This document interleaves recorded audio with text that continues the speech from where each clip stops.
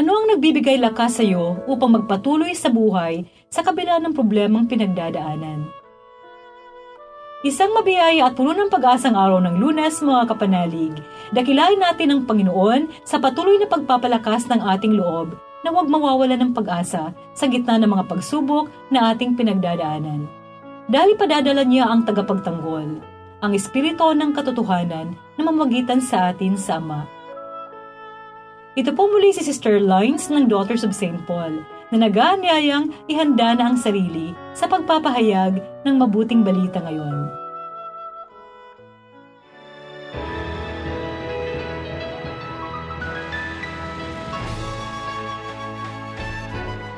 Sinabi ni Jesus sa kanyang mga alagad, Kapag dumating ang tagapagtanggol na aking ipadadala sa inyo mula sa Ama, ang Espiritu ng katotohanan na nagmumula sa Ama, iyon ang magpapatotoo tungkol sa akin.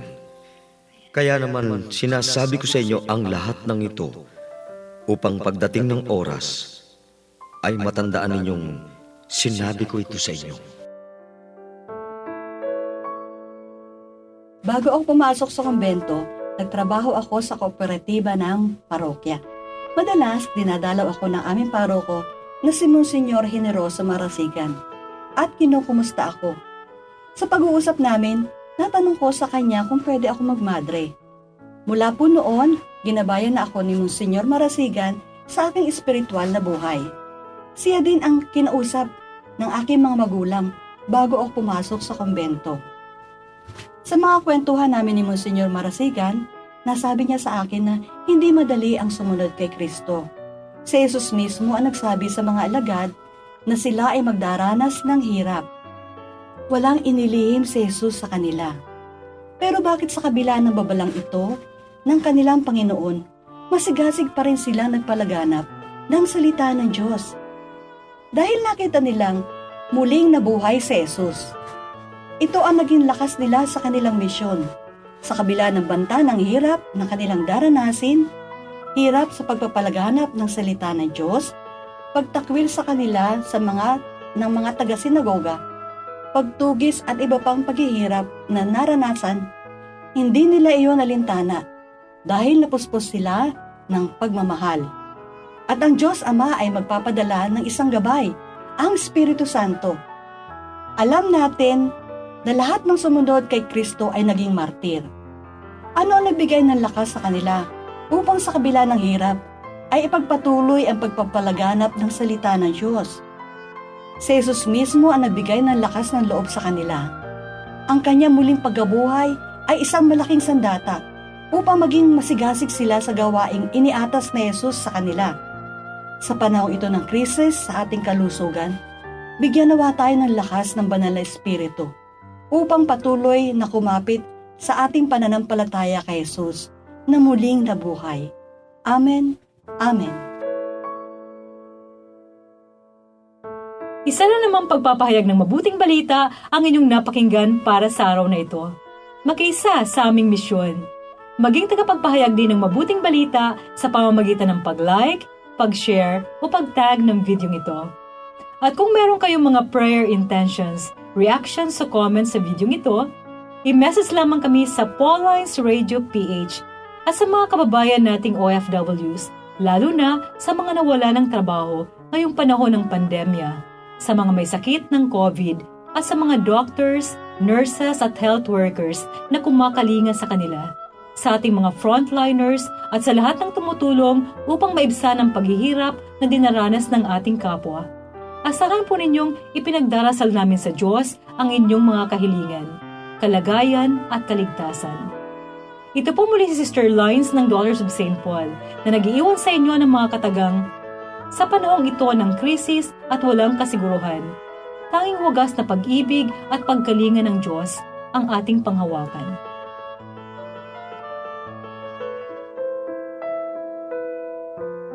In the name of the Father, and of the Son, and of the Holy Spirit. Amen. We fly to your protection, O Holy Mother of God.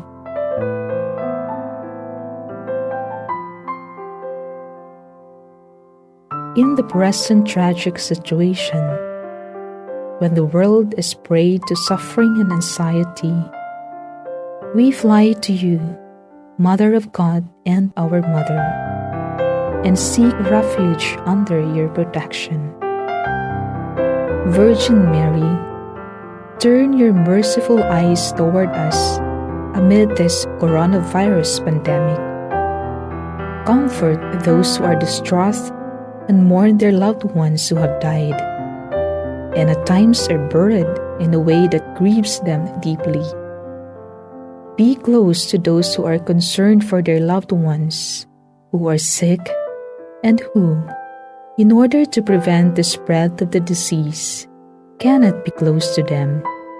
Fill with hope those who are troubled by the uncertainty of the future and the consequences for the economy and employment. Mother of God and our Mother, pray for us to God, the Father of mercies, that this great suffering may end, and that hope and peace may dawn anew. Plead with your divine Son, as you did at Cana, so that the families of the sick and the victims be comforted, and their hearts be open to confidence and trust. Protect the doctors, nurses, health workers, and volunteers who are on the front line of this emergency and are risking their lives to save others. Support their heroic effort and grant them strength, generosity, and continued health. Be close to those who assist the sick night and day, and to priests who, in their pastoral concern and fidelity to the gospel, are trying to help and support everyone. Blessed Virgin, illumine the minds of men and women engaged in scientific research, that they may find effective solutions to overcome this virus. Support national leaders, that with wisdom, solicitude, and generosity, they may come to the aid of those lacking the basic necessities of life, and may devise social and economic solutions inspired by farsightedness and solidarity. Mary Most Holy, stir our consciences so that the enormous funds invested in developing and stockpiling arms will instead be spent on promoting effective research on how to prevent similar tragedies from occurring in the future. Beloved Mother, help us realize that we are all members of one great family, and to recognize the bonds that unite us, so that in a spirit of fraternity and solidarity, we can help to alleviate countless situations of poverty and need. Make us strong in faith, persevering in service, constant in prayer.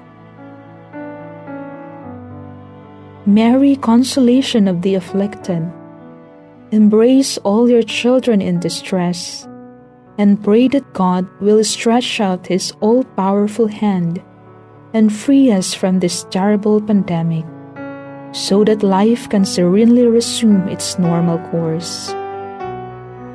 To you who shine on our journey as a sign of salvation and hope, do we entrust ourselves, O clement, O loving, O sweet Virgin Mary. Amen. In the name of the Father, and of the Son, and of the Holy Spirit. Amen.